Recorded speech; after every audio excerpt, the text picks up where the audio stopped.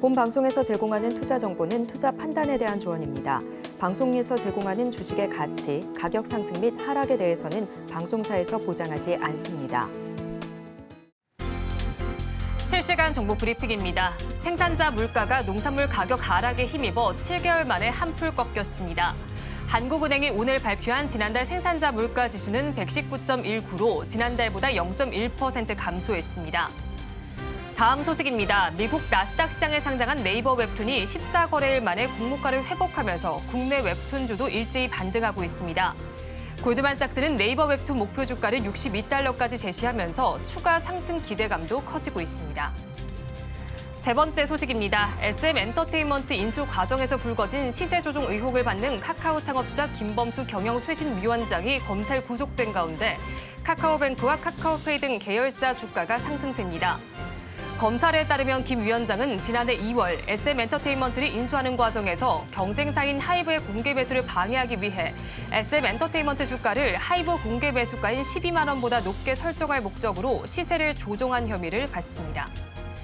마지막 소식입니다. 한화그룹과 HD현대중공업이 호수 방산 전시회에 참가합니다. 이번 인도양 방위안보 2024에는 호주 해군참모총장, 미 해군작전사령관, 영국 해군참모총장 등 글로벌 주요 안보협의체 오커스와 쿼드 회원국의 군 당국과 방산 주요 관계자들이 함께합니다. 우리 업체들의 기술력을 알리는 좋은 장이 될 것으로 보입니다.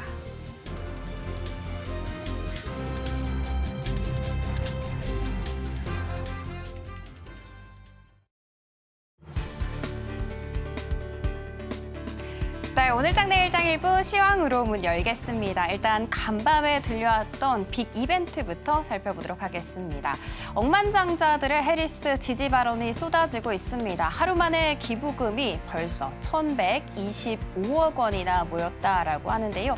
이 기부금 같은 경우에는 기부금 모금 기간 중 가장 큰 규모를 자랑하고 있다고 합니다. 그동안 바이든에 물음표를 던지고 있었던 지지자들이 다시금 지갑을 활짝 여는 모습이었는데요. 그 대표적인 인물 2명 갖고 왔습니다. 소로스 펀드 매니지먼트 회장 그리고 에보커어 설립자 등을 들 수가 있었습니다.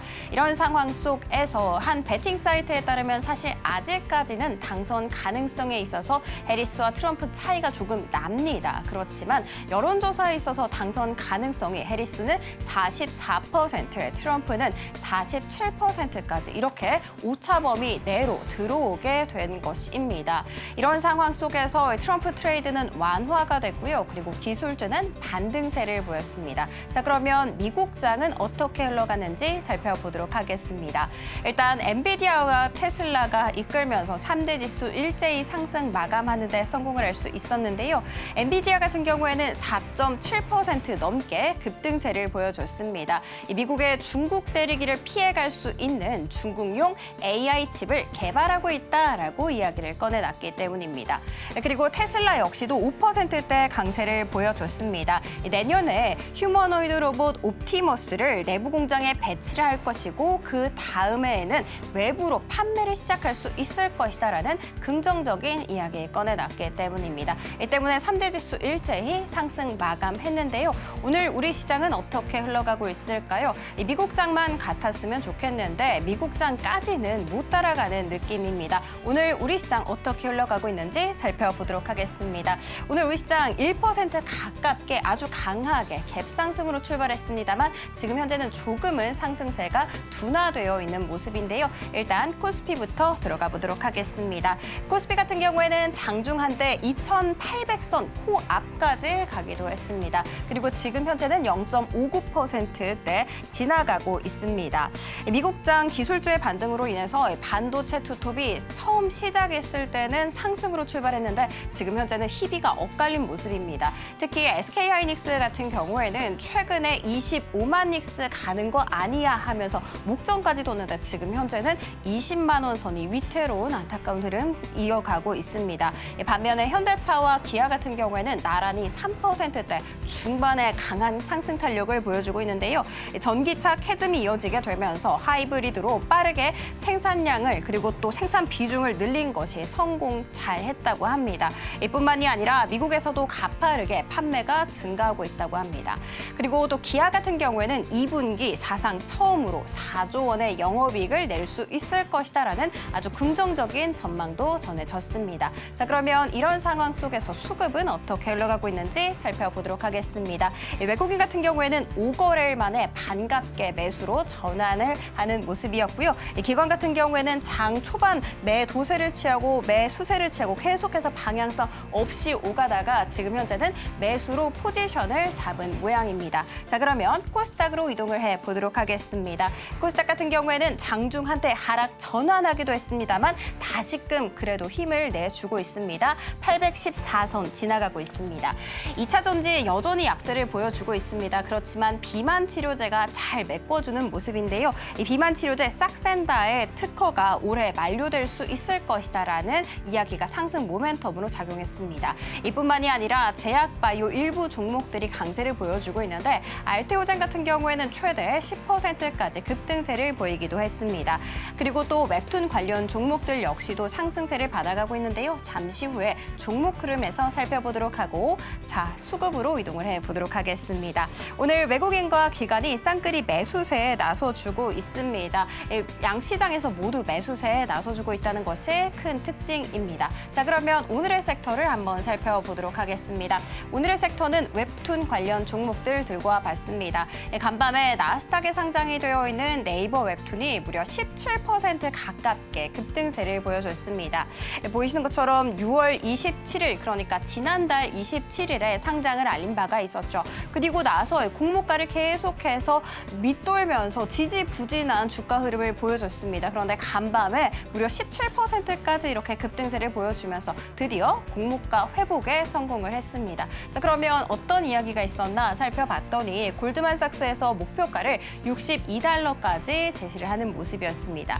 종가 기준으로 제가 한번 직접을 계산을 해봤더니 앞으로 162%나 더 상승할 수 있을 것이다라는 긍정적인 전망 내놨습니다. 자, 그러면 세 가지 이유를 들었습니다. 일단 2029년까지 연평균 20% 매출 성장률 달성할 수 있을 것이다. 그리고 두 번째 이유는 지금 현재 유료 콘텐츠와 광고를 포함하고 있는 이 비즈니스 모델이 장기 성장의 핵심 동력이 될 수 있을 것이다. 그리고 마지막 세 번째는요.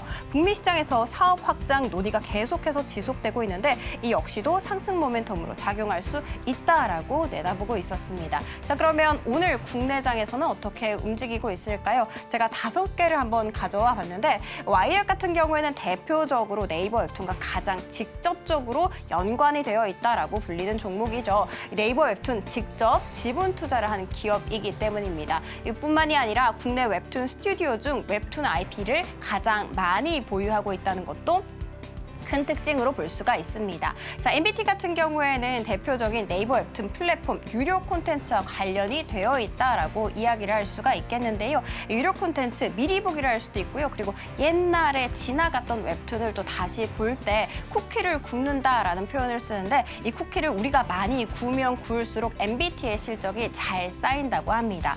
자, 그리고 키다리 스튜디오 같은 경우에는 봄툰과 레진 코믹스 그리고 델리툰 자체 웹툰 플랫폼을 운영하고 있는 기업이기도 하고요. 미스터블루 같은 경우에는 웹툰과 웹소설 그리고 게임 IP를 보유하고 있는데 최근에 자회사가 개발을 한 모바일 게임 이게 사전 예약 200만 명을 돌파하게 되면서 큰 흥행에 이끌고 있다고 합니다. 자, 그리고 마지막 DNC 미디어 같은 경우에는 나 혼자만 레벨업 IP를 보유하고 있다라고 해서 시장에서 굉장히 많은 부각을 받았는데 그 이후에는 관심에서 많이 멀어지게 된 바가 있었죠. 자, 그러면 이 5가지 종목 오늘 어떤 흐름을 흘러가고 있는지 살펴보도록 하겠습니다. 일단 네이버 웹툰 같은 경우에는 미국 시장에서 지지부진한 모습을 보여주면서 관심에서 굉장히 많이 멀어졌다가 웹툰이 17%까지 급등을 했으니까 국내장도 크게 오르지 않을까 기대를 했었는데 장 초반에 아주 크게 올랐다가 지금 현재 대부분 음봉 전환하거나 윗꼬리를 길게 달았다라는 것이 큰 특징이었습니다. 그래도 미스터블루 같은 경우에는 장 초반에 29% 이상의 강한 상승 탄력을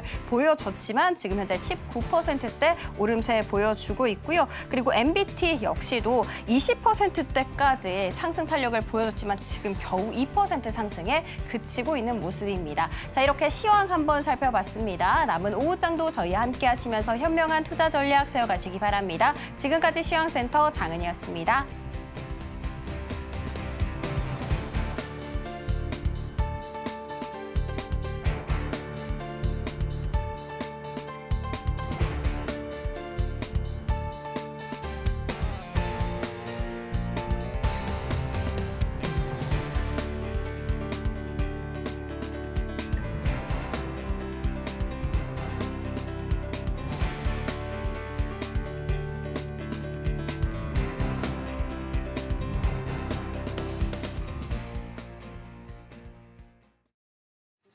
시청자 여러분 안녕하세요. 오늘을 돌아보고 내일을 준비하는 오늘장 내일장 일부 진행의 백선혜입니다. 미국의 반도체 지수는 상승했지만 우리 시장은 그 영향을 장 초반에만 받은 것으로 보입니다. 지금도 상승불을 켜고는 있지만 장중의 상승분보다는 조금 낮은 지점에서 거래가 되고 있습니다.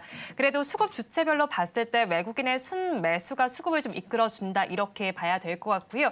시가총액 상위 종목단에서 살펴본다면 코스피 시장에서는 자동차주가, 코스닥 시장에서는 알테오젠을 필두로 한 제약 바이오주의 상승이 눈에 띄고 있는 하루입니다. 앞으로 어떻게 흘러갈지 저희 방송 통해서 지켜보시기 바랍니다. 저희 방송은 유튜브를 통해서도 보실 수 있습니다. 유튜브 검색창에 서울경제TV라고 검색하시면 저희 방송과 함께 하실 수 있으니까요. 많이 참여해 주시기 바랍니다. 7월 23일 화요일입니다. 오늘장 내일장 일부 본격적으로 출발합니다.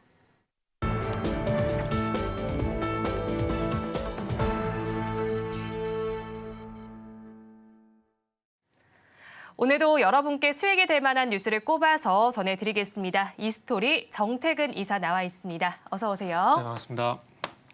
네, 오늘은 그래도 양대 시장 모두가 지금 시간 기준으로 빨간불을 켜주고 있습니다. 어제와는 분위기가 그래도 사뭇 다르다 이렇게 봐야 될 것 같은데 가지고 오신 세 가지 종목들 상승률 순서대로 좀 살펴보고 싶습니다. 먼저 대봉 LS를 이야기 나눠보고 싶은데요. 일라이릴리의 비만 치료제가 중국 당국의 허가를 받았다는 소식이 들려오고 있습니다. 이에 따라서 비만 치료제 시장이 조금 더 커질 것으로 전망이 되면서 이 종목이 반응하는 것 같은데 오늘 장의 반응은 어떻게 보셨어요? 그러니까 요즘 바이오가 음식으로 표현하게 된 맛집이에요. 정말 맛집인 것 같아요. 그 7월 달부터 그러니까 7월 1일부터 그 당일 특징 테마를 한번 이제 보시면 되는데 HTS 보시면 되는데 당일날 강했던 테마 있잖아요. 7월 1일부터 어제까지 보시게 되면은 바이오는 꾸준히 계속 그냥 상승 테마에 나와 있습니다. 그리고 또 중요한 건 바이오 안에서 뭐 CDMO가 됐던 뭐 지금 말씀드리고 있는 비만 치료제가 됐던 제가 예전에 갖고 나왔던 바이넥스 같은 뭐 바이오 시밀러가 됐던 그러니까 바이오가 가니까 그 안에서 다 가는 것 같아요. 거기다가 이제 비만 치료제 같은 경우는 방금 이제 앵커님께서 말씀하셨듯이 미국이 아니라 또 일라일리가 또 중국에 진출하게 되면서 또 중국 인구가 또 어마어마하잖아요. 미국의 뭐 거의 6배 맞나요? 5배인가요? 아주 그 정도 되는 숫자라고 보시면 될 것 같은데 그만큼 시장이 큽니다. 그 큰 시장에 어쨌든 진출을 하게 되면서 결국 인구가 많다라는 건 기업 입장에 다 돈이거든요.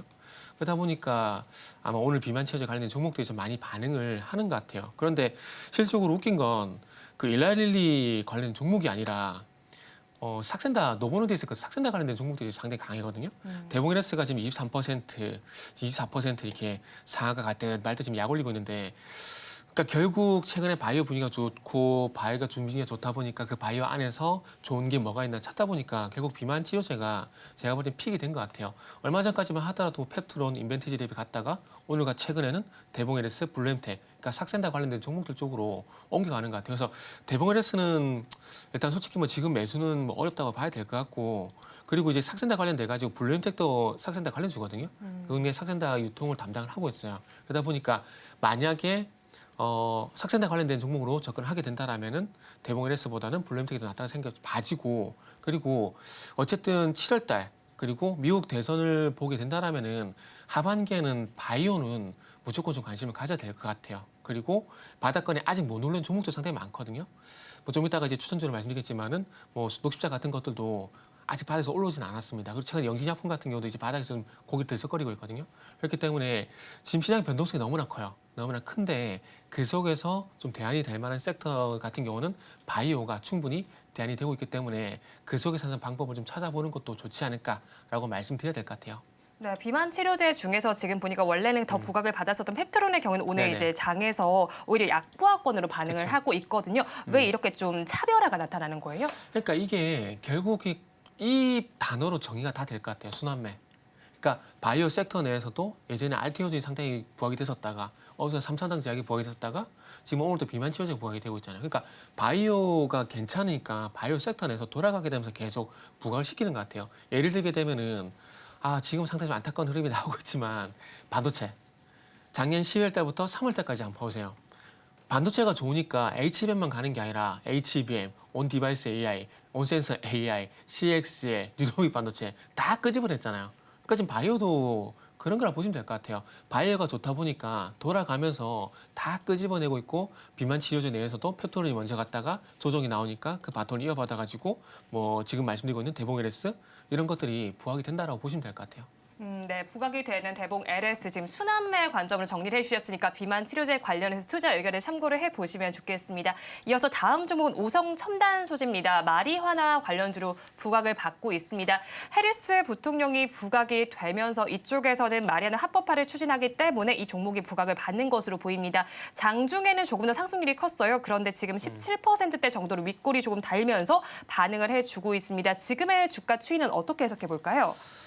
이게 지금 제가 아마 이런 시간에 말씀드린 것 같은데 하반기는 제가 봤을 때 외계인이 침공하지 않는 이상 제가 봤을 때 미국 대선이 올해 하반기 업종 테마 계속 주도할 거라고 봐요. 그럼 그 속에서 개인적으로 이제 지금 좀 얘기했던 바이오라든지 금융이라든지 방산이라든지 조선이라든지 이런 것들은 주도 업종으로 갈 것 같은데 솔직히 이런 마리아나 같은 경우는 테마라고 보는 게 맞지 않을까라고 생각이 들거든요.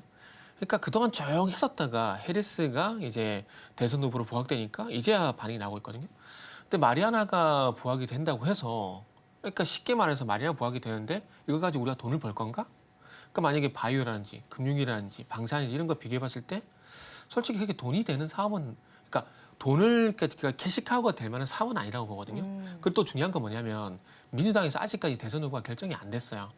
지금 뭐 어제 보니까 이제 해리스 부통령이 후보로 올라가게 되니까 트럼프하고 47대 45, 2% 차이가 난다 그러더라고요. 근데 이거를 해리스가 아니라 미셸 오바마 쪽으로 바꾸게 되면은 최근에 와서는 이제 미셸 오바마하고 트럼프가 45대 45 삐까삐까예요. 그런데 이 피습 전까지만 하더라도 미셸 오바마가 트럼프보다 지지율이 더 높았어요.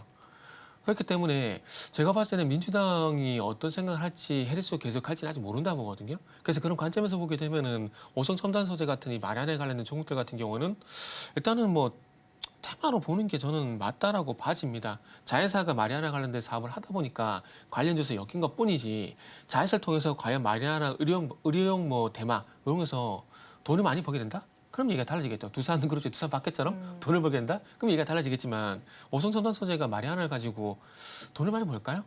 그건 미지수라고 보거든요. 그렇게 본다라면은 이제 미국 대선을 바라봤을 때 주도 업종도 있지만은 마리아나 같은 경우는 그냥 테마수다. 이렇게 보는 게 맞다라고 봐요.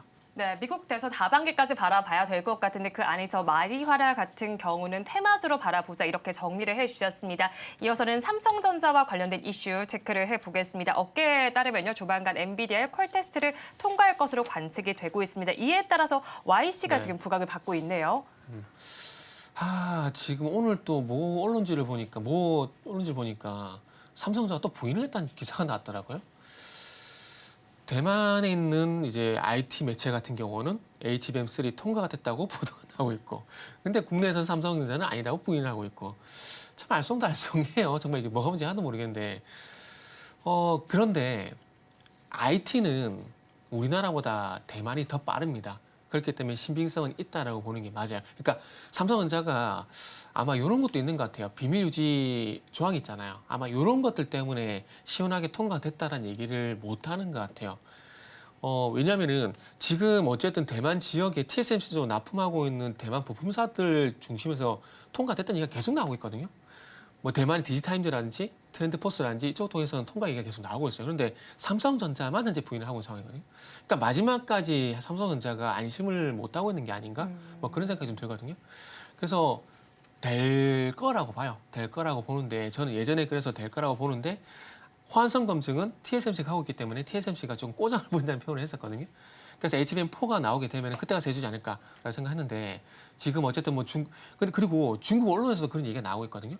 근데 아시겠지만 갤럭시 같은 경우 신작이 나오게 되면 중국에서 먼저 유출돼 버려요. 그만큼 중국이 빠르다는 거거든요. 근데 중국이 중국 지역 언론지를 통해서 그런 얘기가 나온 상황들이기 때문에 거의 뭐 기정사실로 봐도 되지 않을까 생각이 됩니다. 그러다 보니까 그와 관련돼 가지고 YC 같은 경우는 이 YC가 고속 메모리 테스터 기업이거든요. 그래서 그런 부분들 때문에 아마 YC가 좀 부각이 되는 것 같은데 그거보다는 오늘 모처럼 기분 좋게 반도체가 반등이 나와서 선택을 했는데 참 아직까지 쉽지가 않네요. 반도체는 좀 더 기대가 되지 않을까라는 좀 생각도 또 드네요. 네, YC에 대한 의견과 반도체주 전반에 대한 의견까지 조금 더 기다려보자 이렇게 정리를 해주셨습니다. 이어서는 원픽 섹터 알아보겠습니다. 앞서서 말씀을 해주셨을 때 맛집 섹터라고 표현을 해주신 이제 제약 바이오 쪽에서 가지고 오셨네요. 네. 사실 오늘 대봉 LS를 준비하려고 그랬거든요. 그런데 아침에 준비하는 사이에 주가가 빵 떠버렸더라고요. 그래서 포기를 하고 그냥 블루햄텍을 할까 이거 할까 고민을 하다가 일단 녹십자를 선택했습니다.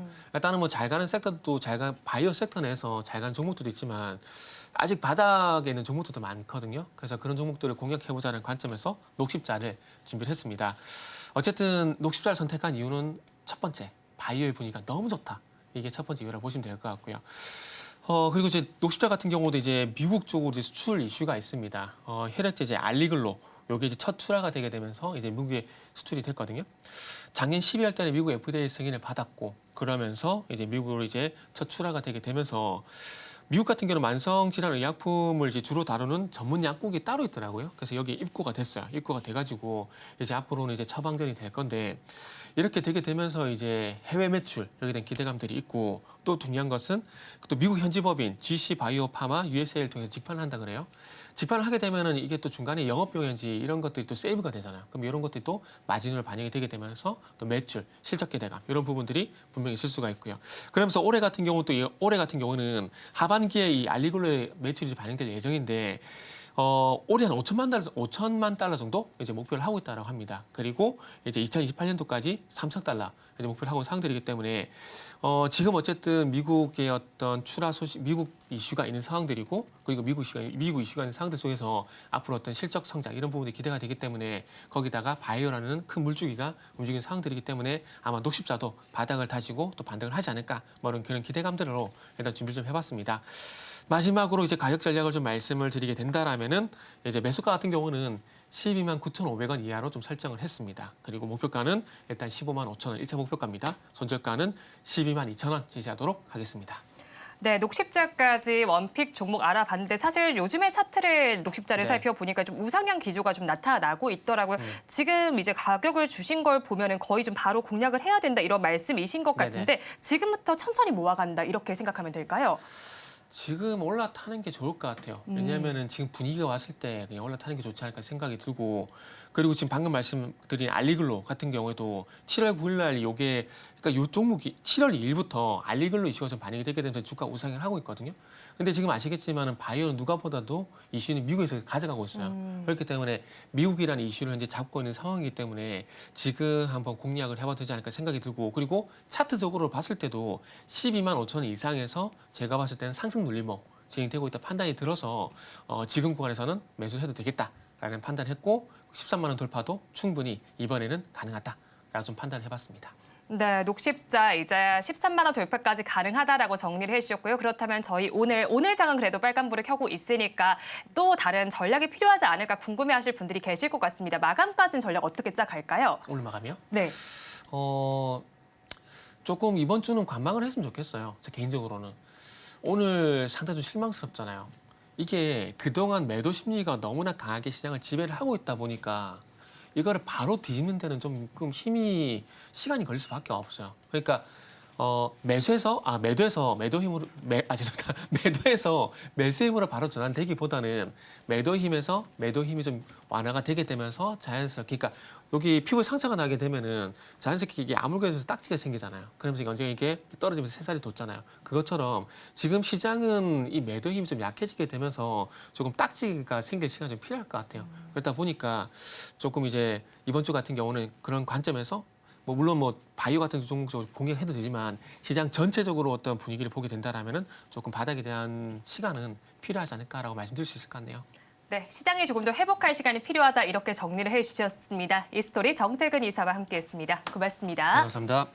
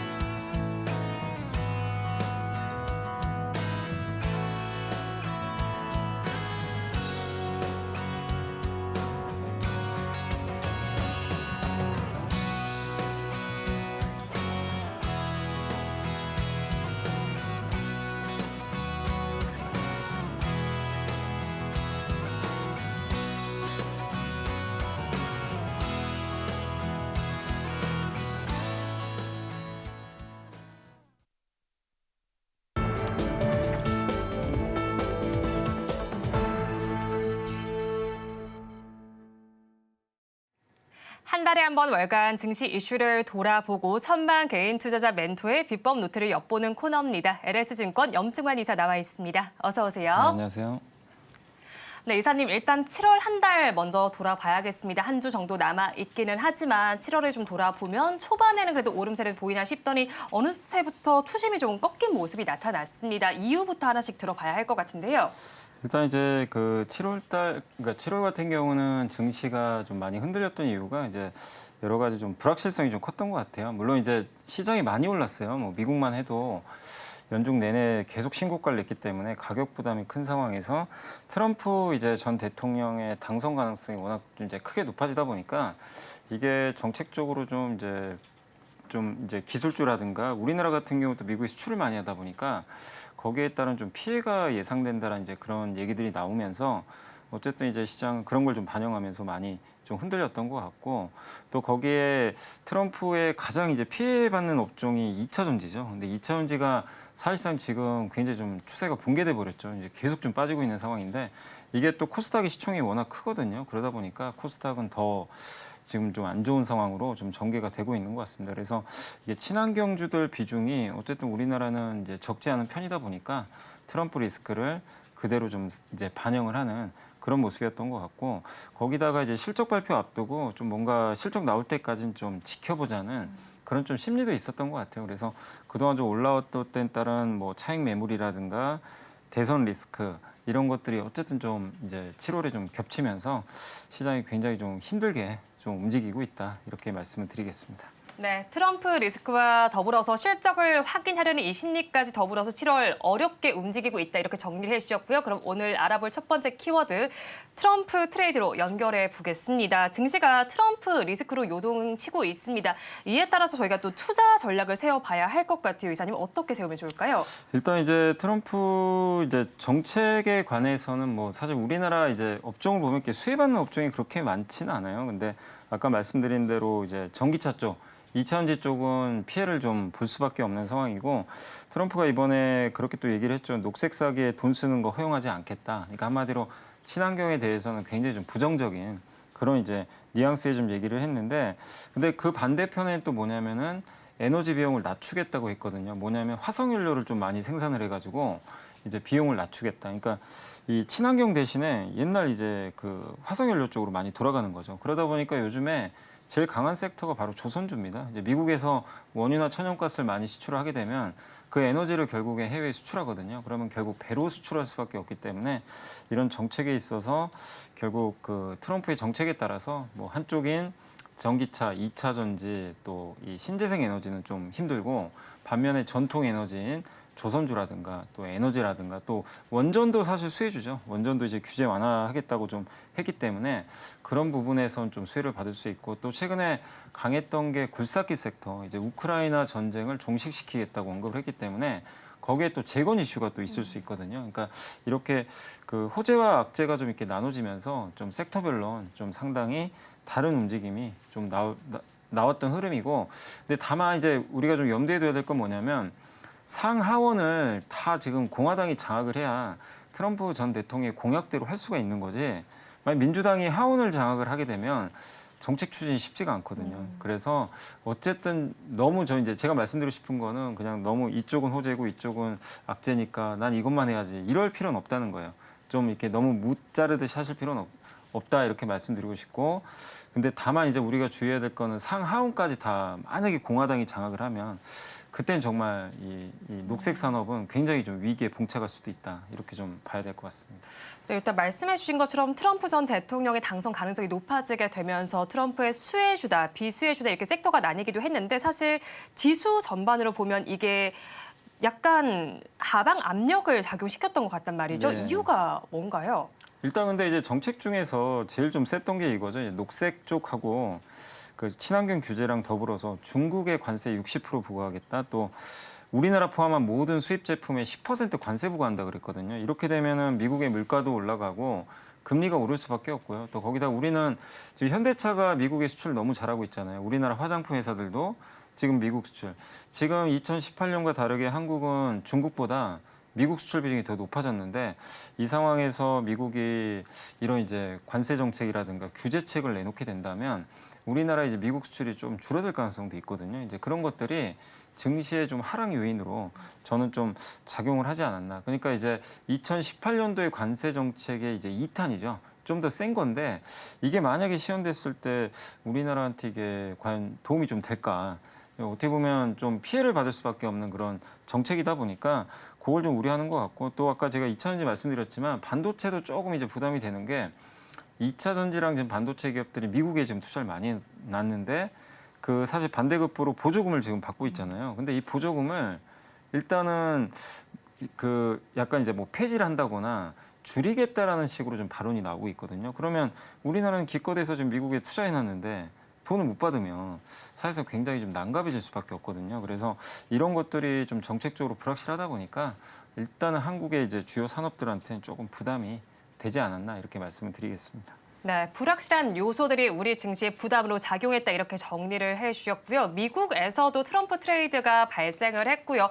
우리나라에서도 수혜를 받은 사업 앞서서 정리를 해주셨는데 이사님께서 바라보시기에 가장 수혜가 클 섹터가 어딜까요? 사실 이제 명확하게는 아까 말씀드린 대로 뭐 이 화석연료 쪽은 수혜고 친환경은 아무래도 피해겠죠. 근데 이건 이제 누구나 뭐 다 아시는 사실일 것 같고 근데 이제 트럼프 전 대통령이 되건 뭐 지금 이제 해리스 부통령이죠. 뭐 이분이 되건 상관없이 저는 수혜를 받을 수 있는 섹터는 바이오 쪽으로 좀 보고 있어요. 그러니까 제약 바이오의 이 공통된 공화당과 민주당의 지금 의견이 일치하는 건 뭐냐면 미국에서 지금 약값이 굉장히 비싼 거 다들 알고 계실 거예요. 그래서 약가이나 하자. 특히 트럼프 전 대통령도 2018년부터 계속해서 약가 낮추자. 이렇게 좀 계속 강조를 했거든요. 그래서 뭐 리베이트라든가 이런 것들에 대한 문제 제기를 좀 했어요. 그러면 신약이 나왔을 때 그걸 대체할 제품이 없으면 당연히 비싼 가격으로 팔 수밖에 없는데 지금 이제 그 바이오시밀러 시장이 좀 커지고 있죠. 미국에도 지금 특허들이 다 풀리고 있거든요. 그래서 우리나라의 뭐 셀트리온이나 삼성바이오 에피스가 미국에도 지금 많은 그 바이오시밀러를 내놨는데 점점 이 시장이 커질 수밖에 없는 게 약가이나 하는 제일 좋은 방법은 복제약 내놓으면 돼요. 계속. 복제약은 기본적으로 바이오시밀러는 30에서 40% 정도 싸게 이제 가격이 책정이 되거든요. 근데 이런 것들을 트럼프 전 대통령이 당연히 선호할 수밖에 없는 거죠. 약가를 좀 낮출 수밖에 없기 때문에. 그래서 좀 제약바이오 쪽이 그중에서도 바이오시밀러 좀 상당히 좋을 것 같고 또 그것뿐만 아니라 그 민주당과 공화당 상관없이 초당적으로 이번에 법안이 통과될 가능성이 높은 게 그 생물보안법이라고 있잖아요. 이제 그런 것도 마찬가지 되겠죠. 중국을 규제하는 거니까. 그래서 그런 부분에선 제약바이오 좀 수혜가 예상이 되고 또 거기다가 원자력도 사실은요. 아까 잠깐 말씀드렸지만 민주당이나 공화당이나 별 상관이 없어요. 사실 둘 다 원전 쪽에 좀 적극적입니다. 그래서 이 두 가지 쪽은 제가 봤을 때는 그러니까 바이오하고 원전 쪽은 사실 뭐 누가 수혜주냐 이런 거 가르는 것보다 공통되게 이제 의견이 일치하기 때문에 이런 쪽을 한번 좀 계속해서 바라보시는 것도 저는 좋다고 생각을 합니다. 네, 대선 결과와 관계없이 모두 수혜를 받을 수 있는 섹터 제약, 바이오와 원전 쪽을 바라보시는 것도 하나의 방법이 될 것 같습니다. 이어서 다음 키워드 알아보겠습니다. 9월 금리 인하 가시화입니다. 미국에서는 9월 금리 인하 가능성 점차 높아지고 있습니다. 과연 가능할까요? 금리 인하 지금 확률이 90%가 넘어가고 있고 지금 사실 뭐 트럼프 전 대통령이 대선 전에 금리 인하 하지 말라고 막 경고를 했는데 사실 뭐 연준이 뭐 그런 말 듣겠습니까? 지금 뭐 지표 좋으면 그냥 하는 건데 지금 시장은 9월 달에 하는 걸로 거의 기정사실을 하고 있고요. 왜냐하면 지금 물가는 이미 낮아지고 있고 또 거기다가 미국의 고용이 조금씩은 꺾이고 있기 때문에 연준 입장에서도 뭐 굳이 지금 9월 달에 금리 인하를 안 할 이유가 사실은 없거든요. 그래서 저는 뭐 9월 달엔 충분히 가능하고 요즘에 연준 위원들도 계속 금리 인하 얘기를 해주고 있거든요. 그래서 9월 가능성은 뭐 그 어느 때보다 높아졌다라고 말씀을 드리겠습니다. 네, 9월에 금리 인하 가능성이 높아졌습니다. 이렇게 금리 인하가 가시권에 들어왔는데 그럼에도 미국의 빅테크주들은 하락하는 흐름이 나타나기도 했거든요. 어디서 이유를 찾을 수 있을까요? 사실 이게 금리 인하를 하다 보니까 엔비디아에 투자했던 이제 자금들이 반대로 이제 고금리에 피해받았던 업종들 있잖아요. 대표적으로 그 미국의 중소형주들 이쪽은 이제 금리에 좀 취약한데 이들이 그동안 이제 고금리 시절에 엔비디아 갈 때 완전히 왕따 당했거든요. 근데 지금 금리 인하 가셔야 되니까 돈이 이제 바뀌어버린 거죠. 역류를 한 거죠. 그래서 엔비디아나 기술주로 오히려 팔아버리고 이들이 잘못돼서 파는 게 아니라요. 상대적으로 이제 중소형주도 한번 보자. 너무나 그동안 주가 못 갔는데 금리 인하를 하게 됐을 때는 이쪽도 이제 실적이 나올 수 있고 실제 블룸버그가 조사한 걸로는 하반기에 그 S&P 그 493개 있죠. 그러니까 빅테크 7개 빼고 나머지 493개의 이익 증가율이 하반기에 굉장히 좀 좋게 올라오거든요. 그러니까 그런 걸 보면 시장에서도 이제 너무 빅테크만 선택할 필요 없겠다. 그래서 중소형주 쪽으로 이게 좀 그러니까 너무 대형주로 쏠렸던 이 자금이 중소형주로 이전되는 그런 이제 기폭제 역할을 했던 게 바로 저는 이제 9월달 금리 인하 가능성이 높아진 게 그 역할을 했다라고 좀 생각을 하고 있습니다. 네, 9월 금리 인하 가능성이 높아지면서 대형주에서 중소형주로 조금 시선이 옮겨졌다 이렇게 정리를 해주셨고요. 그렇다면 이제 미국도 미국이지만 이 금리 인하로 인해서 우리 업종 중에는 어떤 업종들이 또 수혜를 받을까도 찾아봐야 하는 거잖아요, 이사님. 네, 그러니까 최근에 이제 뭐 갑작스럽게 건설 업종이 주가가 좀 굉장히 좋았거든요. 근데 건설주 하면 당연히 금리 인하하면 항상 먼저 떠오르는 게 건설이죠. 우리가 지난 2년 동안 부동산 PF가 머릿속에 항상 들어가 있잖아요. 뭐 정말 힘들었는데 금리가 이제 이렇게 낮아지게 되면 PF 리스크가 조금 이제 완화될 수가 있고 또 거기다가 이제 요즘에 서울 아파트 가격은 벌써 전고점 회복하는데도 되게 많거든요. 네. 그러니까 그 얘기는 이렇게 건설 경기도 좀 살아날 수 있는 조짐이 좀 보인다는 거죠. 그래서 이쪽 그 건설이나 인테리어 쪽이 어쨌든 금리 인하 수혜를 좀 받을 가능성이 높고 그다음 두 번째가 역시 증권주도 마찬가지입니다. 뭐 저도 이제 증권회사에 근무하고 있지만 이 증권주가 좀 괜찮은 이유가 일단 금리가 인하되면 사람들의 투자 심리가 좀 살아나니까 이제 주식 거래가 좀 활성화될 수가 있고요. 또 한 가지는 증권사들은 채권을 되게 많이 갖고 있거든요. 그러니까 채권들을 보유하는데 이 금리가 떨어지면 채권 가격이 반대로 올라갑니다. 그래서 채권 가격이 오르면 그걸 갖고 있기 때문에 채권 평가 이익이 늘어나요. 마치 이제 정유주가 원유값 올라가면 이익 늘어나는 약간 그런 구조죠. 그래서 그런 부분을 보면 이 증권주도 저는 좀 수혜를 받을 수 있다 이렇게 보고 있고 또 신재생 에너지 쪽도 차입 비용이 낮아지니까 호재가 아닌가 이렇게 말씀드리겠습니다. 네, 건설주, 증권주 거기에 신재생 에너지까지 꼽아주셨습니다. 이어서 마지막 키워드도 한번 살펴보겠습니다. 바이오주의 부활입니다. 최근에 바이오주가 부활하고 있습니다. 앞서서 저희가 첫 번째 키워드를 통해서도 살짝 말씀을 전해주셨는데 전략은 그럼 저희 어떻게 짜면 좋을까요?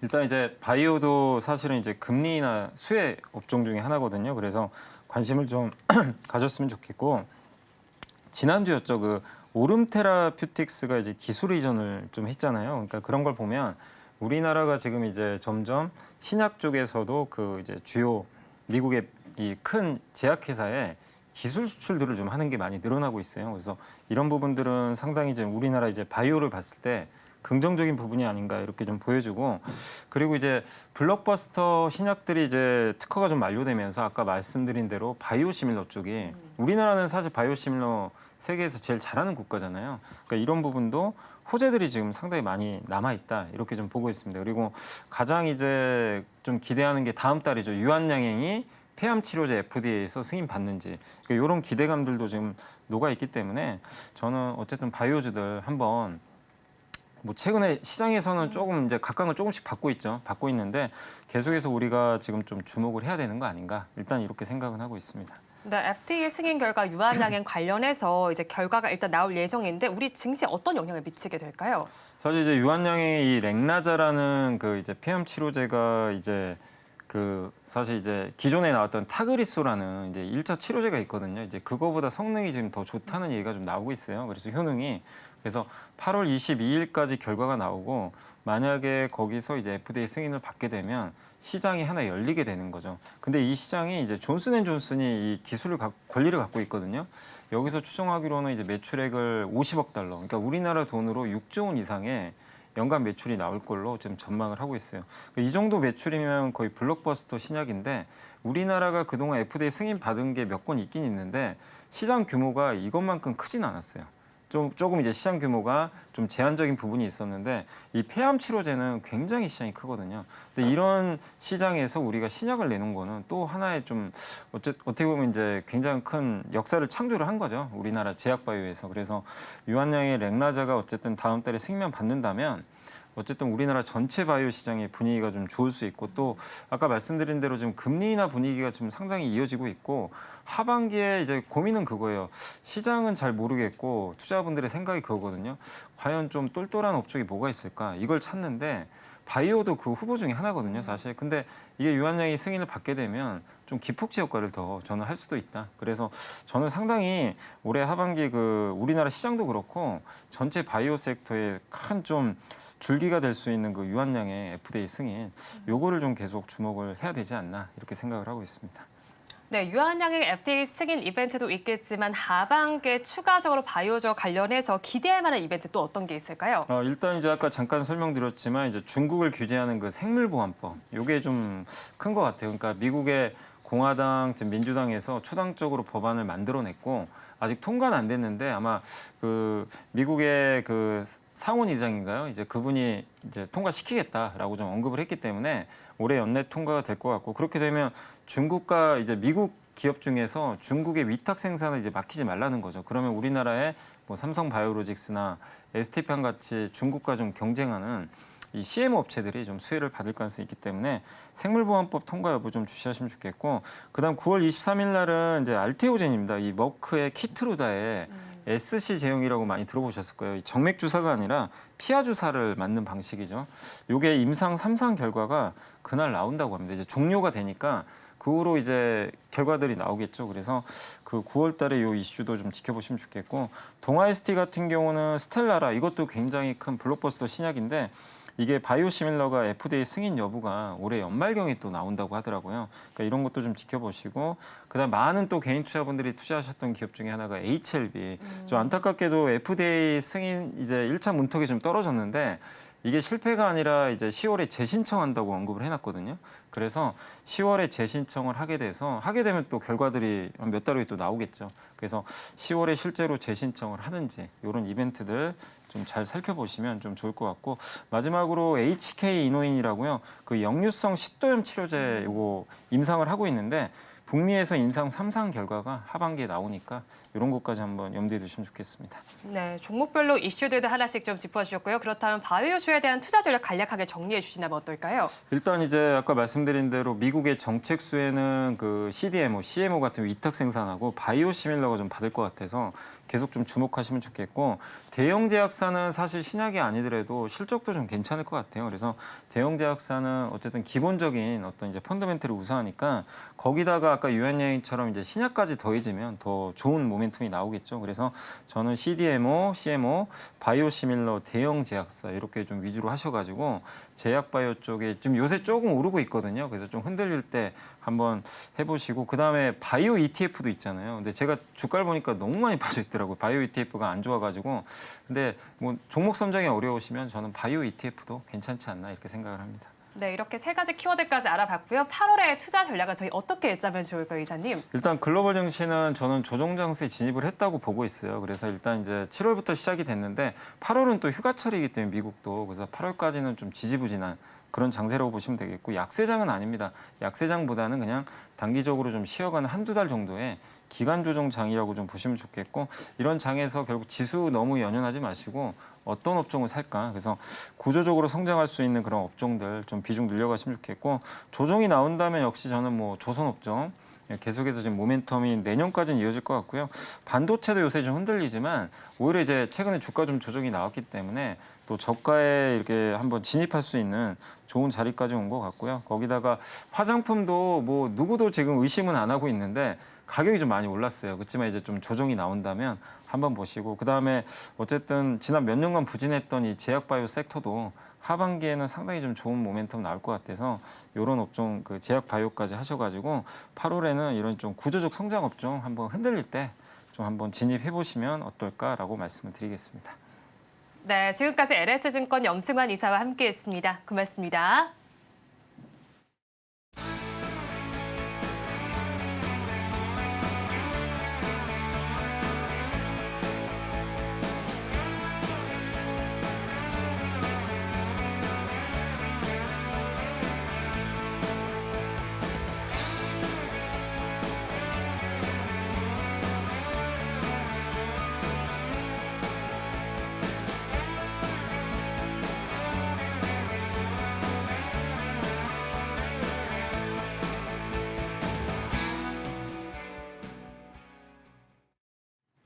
네, 지금 현재 양시장에서 외국인과 기관이 매수세를 보여주면서 지수 상승을 견인하고 있는데요.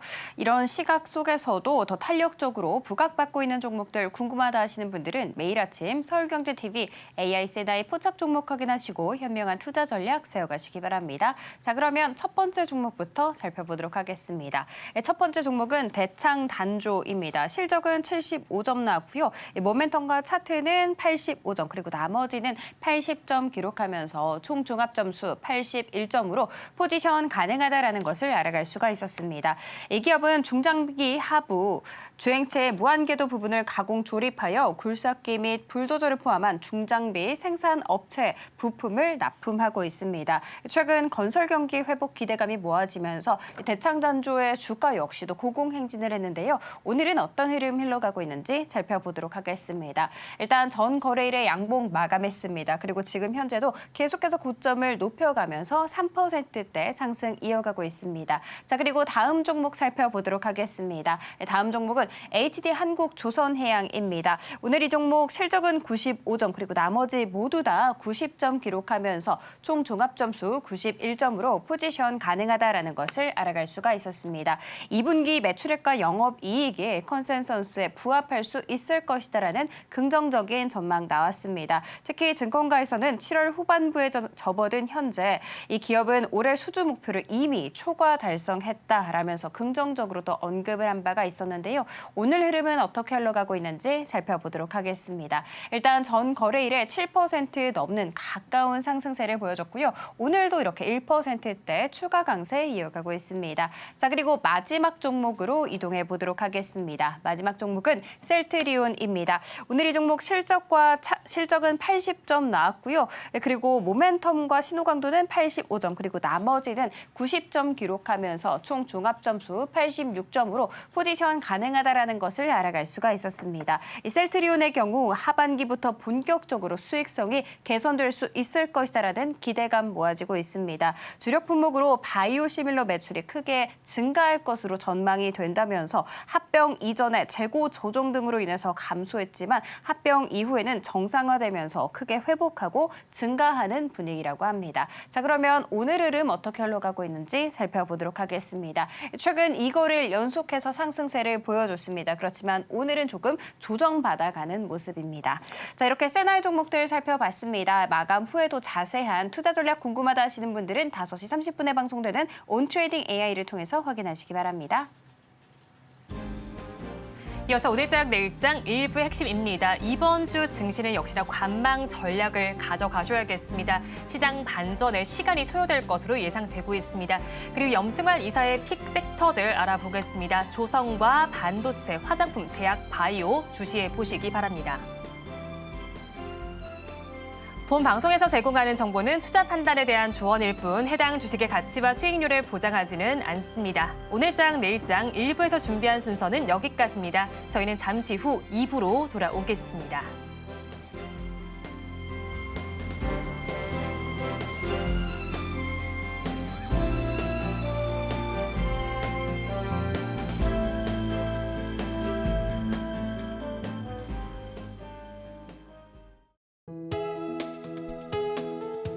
본 방송에서 제공하는 투자 정보는 투자 판단에 대한 조언입니다. 방송에서 제공하는 주식의 가치, 가격 상승 및 하락에 대해서는 방송사에서 보장하지 않습니다.